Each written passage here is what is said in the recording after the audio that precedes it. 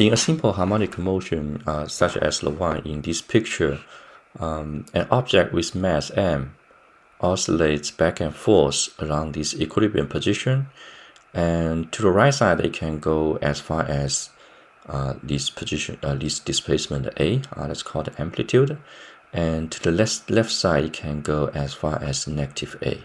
Okay, now we know that the simple harmonic motion is described by such an expression for the displacement. So the displacement is a function of time. It's given by a cosine omega t plus phi naught.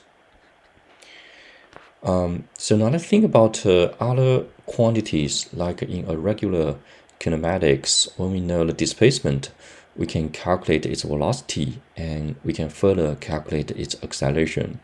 So let's do a similar calculation for this simple harmonic motion.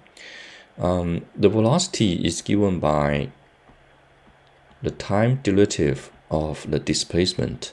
So it's given by dx dt.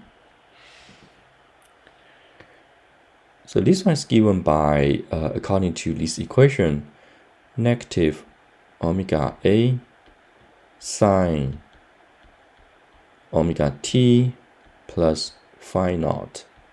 Now, if we take a derivative of a cosine function, it becomes negative sine function. But since we're taking derivative with respect to time, so that's a coefficient omega need to be brought out to the front.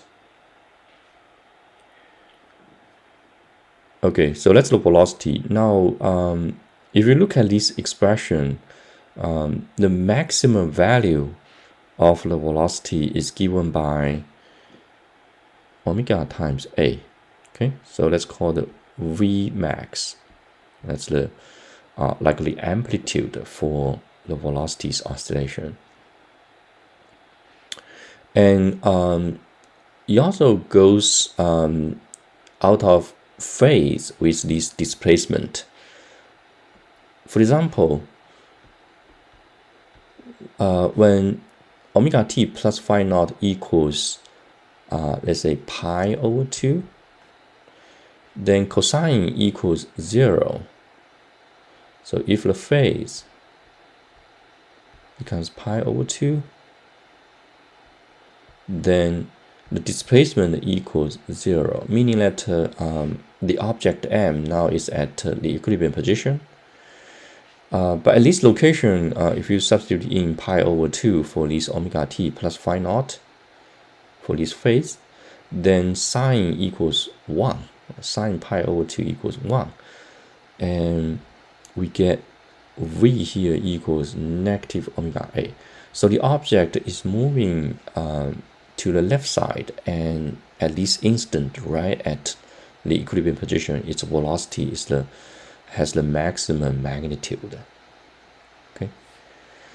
Now, if I look at second derivative of the displacement vector, or the first derivative of the velocity, we get acceleration of the simple harmonic motion, which is dv dt, and now the sine function becomes cosine function, and we bring out another omega to the front, so we get negative omega squared times a cosine omega t plus phi naught.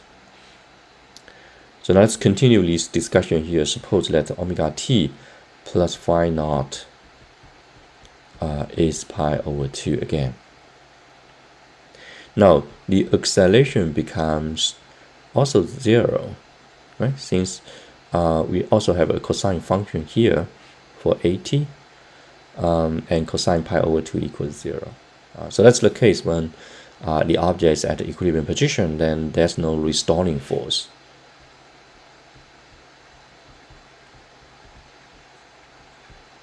The restoring force equals 0 according to Hooke's law. Okay. Now the maximum value of the acceleration is given here.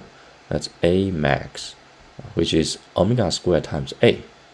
Okay, and that happens when the object is at the maximum displacement.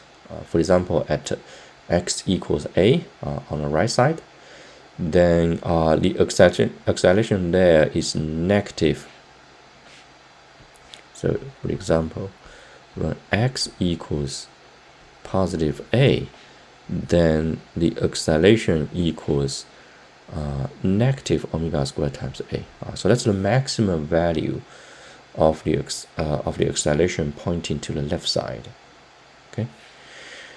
And if x equals negative a, that's when the object is on the left side, the leftmost position. And at this position, the acceleration now becomes positive omega squared times a. Okay, and it's pointing to the right. So that's the maximum value of acceleration pointing to the positive x-axis direction.